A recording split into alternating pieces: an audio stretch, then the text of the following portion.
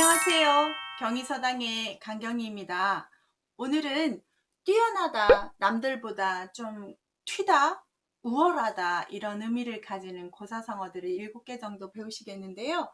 첫 번째 많이 들어보셨던 군계일학입니다.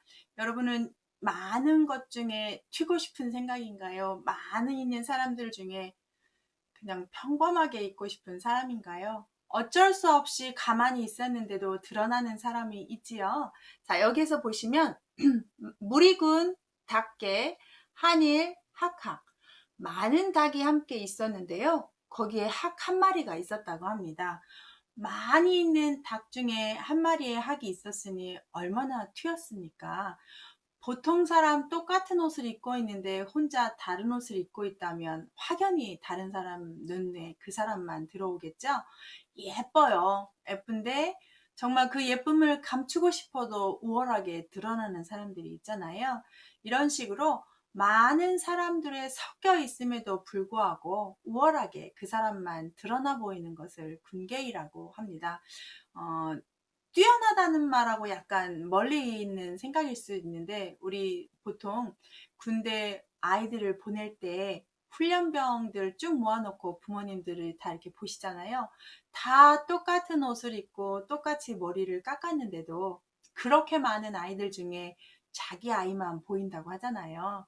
자, 군계이랑 많은 사람들 중에 우월하게 드러나는 사람들을 표현할 때 군계이라고 표현을 합니다. 두 번째, 난형난제는 서로 실력이 비슷하다고 할 때 많이 쓰는데 얘기 한번 해드릴게요. 어려울 난 형형, 어려울 난 아우제. 형이라고 말하기도 어렵고 아우라고 말하기도 어렵다라는 말인데, 중국의 진식이라는 사람한테 진기와 진심이라는 아들이 있었는데요. 이 아들 둘이 정말 잘 커서 높은 관직들에 있습니다. 하루는 진기, 진심이 아들들, 즉 진식한테는 손주들이죠. 손주들이 서로 자기 아버지가 더 잘났다고 싸웠다고 합니다. 그러더니 할아버지한테 가서 물어보자고 와서 달려왔대요. 그래서 진식에게 할아버지, 우리 아버지가 더 좋으시죠? 좋은 관직이시죠? 아니죠. 우리 아버지가 더 유명하신 거죠?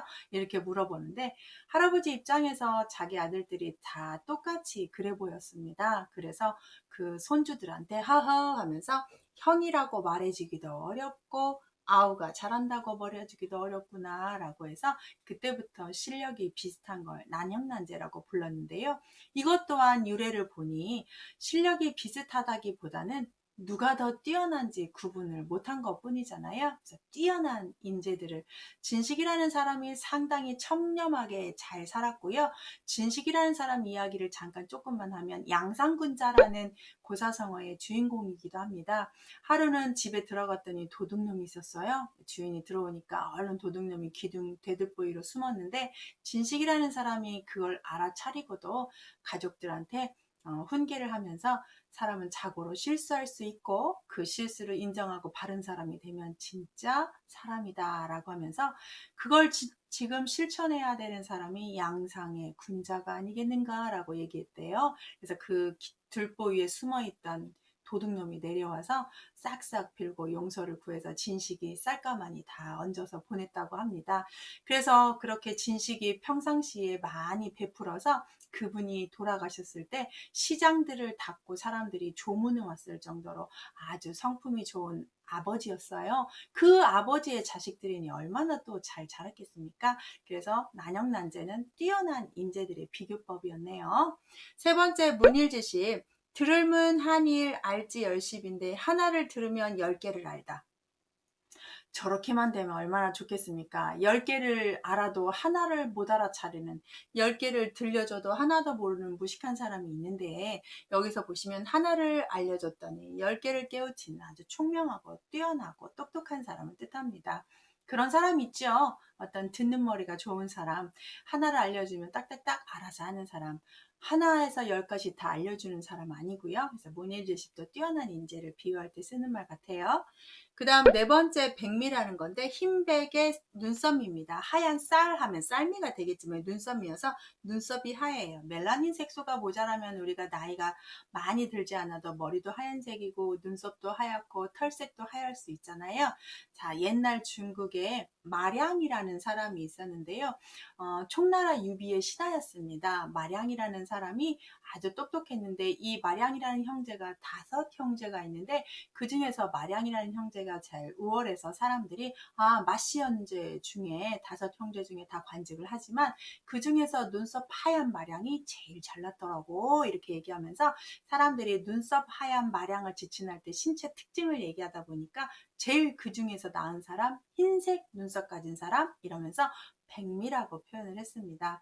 마량은 나중에 삼국시대 때 유비와 같이 일했지만 전쟁터에 나가서 전술을 잘못 쓰고 실패하는 총나라 싸움에서 전사하게 되고요. 마량의 뒤를 이어서 마량의 동생인 마속이 또 유비와 같이 삼국시대를 하게 되는데요. 이렇게 삼국시대에 등장했던 마량인데 5형제 중에서 눈썹이 아주 우월하게 좀 특이하게 생겼던 마량의 신체 특징에서 뛰어난 사람 하면 백미 이렇게 표현하고 있습니다. 군계일학하고 똑같은 말이죠. 자, 5번째 낭중지추를 보겠는데 이것도 주머니낭 가운데 중 어조사지 송곳추에서 주머니 속에 송곳이 있다라고 하는데요. 여러분 주머니에 송곳을 한번 넣어보시겠어요? 그러면 송곳이 조금 삐져나오죠. 이거는 옛날에 모수라는 사람 이야기인데요. 모수라는 사람은 춘추 전국 시대의 조나라 사람인데요. 조나라에서 식객으로 일하고 있었어요. 한 번은 조나라에 살고 있는데 조나라에 초나라가 자기네의 지원병을 좀 진나라랑 싸워야 되니까 좀 보내달라 20명만 보내달라 좋은 사람들로 똑똑한 사람 보내달라 하는데 이 조나라에서 사람을 다 뽑고 나서 19명 딱 채우고 한 명이 모자라는데 누굴 뽑을까 하고 왔는데 그 식객 중에 이 모수라는 사람이 저를 추천합니다. 이렇게 하면서 여기서 나온 말이 모수자천이라는 말인데요. 모수라는 사람이 자기를 스스로 딱 추천합니다. 저를 뽑아주십시오. 제가 딱 가서 일을 잘 하겠습니다. 초나라에 가서 아주 조나라의 일꾼이 있노라고 표시내고 오겠습니다. 라고 하는데 그 조나라 관리가 모수라는 사람을 쳐다보느니 나 너 처음 보는데 우리 식객으로 내 재상 밑에 있는 식객들 물어보는 거예요. 몇 년이나 있었느냐? 라고 3년 있었습니다. 근데 나는 오늘 너의 존재감을 오늘 처음 아는데 내가 무엇을 믿고 너를 추천하느냐? 라고 했더니 모수가 낭중지추라는 말을 합니다. 당신이 한 번도 당신 주머니에 저를 넣지 않으셨습니다. 주머니에 넣으셨다면 제가 특별하게 이렇게 인재로서의 드러남을 할 건데 한 번도 넣어주지 않으셔서 저를 모르실 겁니다. 이번에 한 번만 저를 주머니에 넣어주십시오 라고 얘기를 해서 20명 뽑는데 마지막으로 모수라는 사람을 넣어서 초나라에 보냅니다. 어떻게 됐을까요? 결과는 맞습니다. 맞아요. 모수가 초나라에 가서 아주 우월한 인재의 뛰어남을 보여주고 와서 돌아와서도 조나라에서 큰 관직을 하고 조나라에 기여했다는 이야기입니다. 여기에서 모수가 한 말이 낭중지추입니다.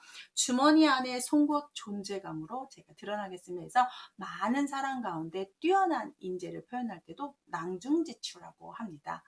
그 다음 6번째 활용점정은 그림화, 용용, 점점, 눈동자정. 용을 그렸는데 마지막에 눈동자를 찍었다라고 해서 어떤 사물을 완성할 때 마지막에 콕 찍어서 정말 뛰어난 마지막에 한 점, 뛰어난 완결판 이런 걸 활용점정이라고 하는데요.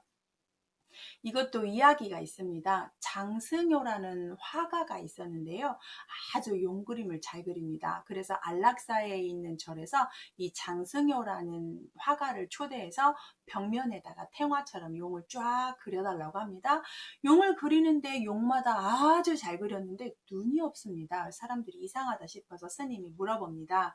아주 용을 잘 그리셨는데 왜 이렇게 눈들이 없습니까? 라고 했더니 이 화가가 눈을 찍게 되면 하늘로 승천해서 이 용이 없어질 겁니다. 그래서 찍지 않고 있습니다. 라고 했더니 스님이 한 마리만 찍어보라고 합니다. 그래서 점을 딱 찍자마자 천지가 개복하면서 그 점을 찍어서 눈을 완성한 용이 하늘로 올라갔다고 합니다. 이런 유래에서 사물의 완성, 제일 중요한 핵심 부분, 뛰어난 부분, 마지막 마무리 부분을 우리가 활용점정이라고 하죠. 어떤 음식을 만들 때 마지막에 첨가되는 그 하나, 뭔가를 완성했을 때 이것을 해왔을 때의 완성된 부분, 이런 것들을 활용점정이라고 표현하는 한자입니다. 마지막 홍일점이라고 하는 것은 시에 나오는 건데요. 그 시인이 왕안석이, 당나라 왕안석이라는 사람이 시를 쓴 것 중에 홍일점, 많은 것 중에 붉은색 하나 점이 최고로 다르다. 여러 섞여 있는 것 중에 그 붉은색 하나가 다름을 드러낸다라는 19절에서 많이 똑같아 있는데 하나만 달라 보일 때 우리가 홍일점이라고 하죠. 지금은 붉은색은 여자로 상징을 하고 푸른색은 남자로 상징을 해서 홍일점이라고 하면 많은 남자 중에 여자 한 명이 있을 때, 반대로 청일점이라고 하면 많이 여자가 있을 때, 남자 혼자 있을 때 이렇게 쓰긴 하지만 원래는 여러 섞여 있을 때 튀는 것, 혼자 좀 다른 색깔을 띠고 있는 것 할 때 홍일점이라고 했습니다. 그래서 오늘은 뛰어나다, 섞여 있지만 드러나 보일 때, 그럴 때를 군계일학, 난영난제, 문일지시, 백미, 낭중지추, 활용점점, 홍일점, 이렇게 제가 좀 공통점을 찾아봤습니다. 우리가 뛰어난 사람이 되려고 노력을 하기도 하죠. 가만히 있어도 드러나는 존재감이 있는 그런 필요한 중요한 사람이 경의서당의 구독자님들이었으면 좋겠습니다. 유익하신가요? 구독 알림 설정하시면 이런 영상 자주 보실 수 있고요. 마지막 화면에 있는 꼭 정리하면 10초, 20초라도 꼭 보시고 여러분의 고사성어 지식으로 만드셨으면 좋겠습니다. 시청해 주셔서 감사합니다.